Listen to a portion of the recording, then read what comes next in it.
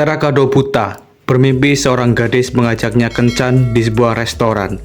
Tapi tubuhnya tidak bisa mengejar gadis itu. Ketika ia bermimpi, justru Susumu sedang dihabisi. Buta seketika berteriak, meski itu hanya mimpi. Buta pun tersadar dan melihat Susumu dalam kondisi babak belur oleh Daiko. Tangan Daiko berlumuran darah Susumu. Ekspresi Buta menunjukkan kekesalannya pada Kajiya dan Daiko. Meski Susumu dan Buta baru saling kenal, Susumu awalnya ingin membalas saat Buta diterbangkan Daiko, tetapi justru dirinya yang dihajar. Kajiya berkata, Susumu adalah orang bodoh, hanya 1 menit untuk membereskannya. Namun Buta hanya ingin membawa Susumu pergi tanpa kata. Tiba-tiba Buta berteriak, dia masuk ke Hosen untuk mencari pacar. Sesuatu yang mengejutkan Ozora Daiko dan Kajiya Ryo. Kajiya menertawakan ucapan Buta. Seorang seperti Buta yang memiliki kekuatan berkata ingin mencari pacar di Akademi Hosen. Kajiya menceramahi Buta, mengatakan meskipun Buta merubah gaya rambutnya, namun itu tidak akan menghilangkan citranya sebagai laki-laki nakal. Ia menganggap apa yang dilakukan Buta itu sia-sia. Buta memasang wajah yang serius karena Kajiya tidak mengerti apa pilihan hidup yang telah ia pilih. Namun Kajiya malah menilai tindakan Buta itu sesuatu yang sia-sia. Buta perlahan mendekati Kajiya dan Daiko. Ia mencoba mencerna ucapan Kajiya yang mengolok-olok Susumu. Ia berkata, tak peduli seberapa keras Susumu berlatih atau berusaha mati-matian. Jika Susumu hanya omong kosong, bermodalkan nekat saat bertarung dengan Kajiya, itu adalah percuma. Tak peduli seberapa banyak orang atau senjata yang ia bawa, pada akhirnya ia hanya mengandalkan kekuatan tanpa otak. Kajiya menegaskan apakah ia benar-benar yakin bisa menang dengan cara seperti itu, dan menyebut Susumu sebagai contoh orang bodoh yang melakukannya. Buta melihat ke arah Susumu yang masih belum sadarkan diri. Seketika ia mengambil ancang-ancang. Lalu Buta melayangkan pukulannya ke wajah Daiko, sebuah pukulan keras yang mengejutkan. Pukulan Buta itu mampu menerbangkan Daiko hingga dirinya membentur tembok dan darah pun mengucur. Buta lalu menyuruh Kajiya untuk menutup mulutnya. Ia memperingatkan Kajiya jangan sampai dirinya kehabisan kesabaran lagi, karena jika itu terjadi, Buta tak segan untuk menghajarnya. Buta juga memberi peringatan pada Ozora Daiko dan menyebut Daiko sebagai si muka besi. Diperlihatkan Daiko yang mencoba bangkit lagi setelah menerima serangan dahsyat Buta. Dengan seluruh tubuhnya yang gemetar, ia kembali berdiri. Buta mengatakan pukulan itu untuk membalaskan perlakuan yang diterima Susumu.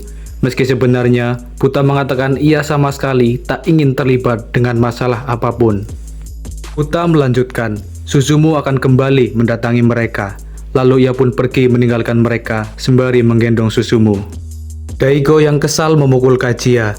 Ia tak terima dan tak ingin ambisinya berakhir begitu saja. Lalu Kajiya memiliki sebuah ide, yaitu dengan mengeluarkan alat pencukur rambut. Kajiya mencoba menenangkan Daiko. Ia mengatakan tujuan Buta ke Hosen adalah mencari pacar, dan Buta melakukan semua usaha untuk menumbuhkan rambut. Kajiya berniat untuk mencukur semua rambut freshman dan menyisakan Daiko sebagai pemimpin. Kajiya meminta waktu untuk melakukan semuanya, yang mana ia menjanjikan esok separuh Hosen akan menjadi pasukan botak Daiko, termasuk Terakado Buta.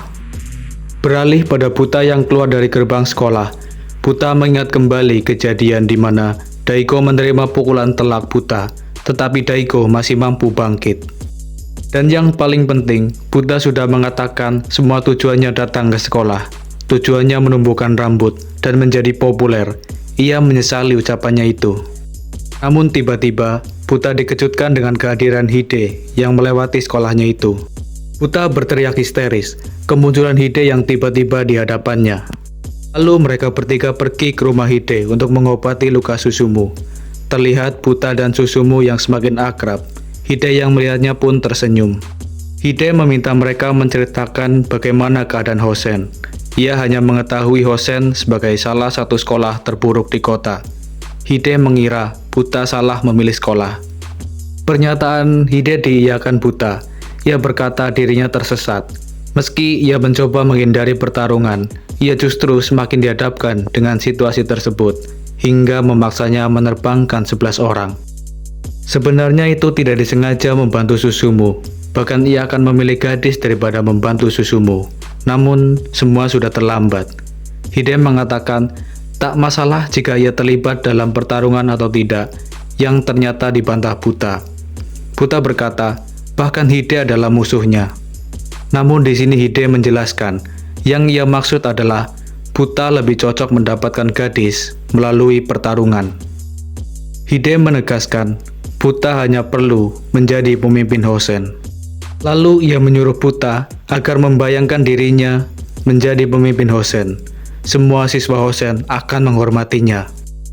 Atau Buta bisa menyuruh anak-anak Hosen untuk kerja bakti, dan dia akan mendapatkan kepopuleran dari para gadis yang mengaguminya. Dan juga memberi salam pada orang yang lewat setiap pagi. Meski Hide sedikit berlebihan, namun itu bisa membangkitkan gairah Buta kembali. Lalu Buta berteriak keras, ia ingin menjadi pemimpin Hosen. Meskipun determinasinya ingin berhenti nakal, Buta memutuskan ingin menjadi pemimpin Hosen hari itu, dan ia mengajak Susumu untuk memulainya besok. Keesokan harinya, Buta yang sedang berkaca merasa dirinya itu keren. Saat itulah Susumu menghampirinya, dan mereka bersama pergi ke sekolah. Buta dan Susumu sedang membahas posisi. Jika Buta menjadi pemimpin, apakah Susumu akan menjadi komandan pasukan atau semacamnya? Buta menganggap Susumu lebih berperan sebagai sekretarisnya. Dan Buta butuh seseorang yang pandai berkomunikasi.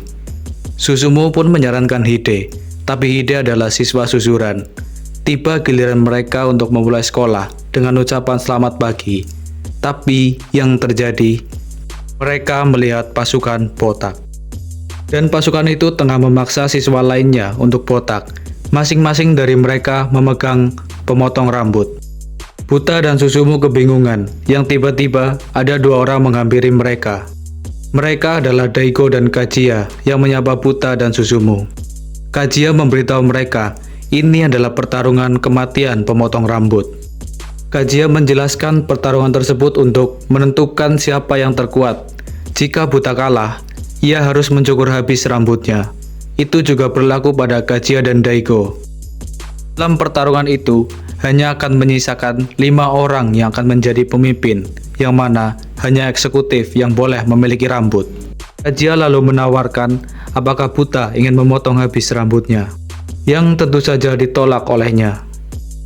Mendengar penolakan Buta, Kajiya mengadakan perlombaan untuk siapa saja yang bisa mencukur rambut Buta. Ia akan menjadi salah seorang eksekutif Hosen. Tantangan itu pun diterima Buta. Ia juga berjanji akan membalas mereka berdua yang mencoba merusak hidupnya. Buta tidak akan membiarkannya. Oke, sekian dulu alurnya. Kita lanjutkan di chapter berikutnya. Sampai jumpa.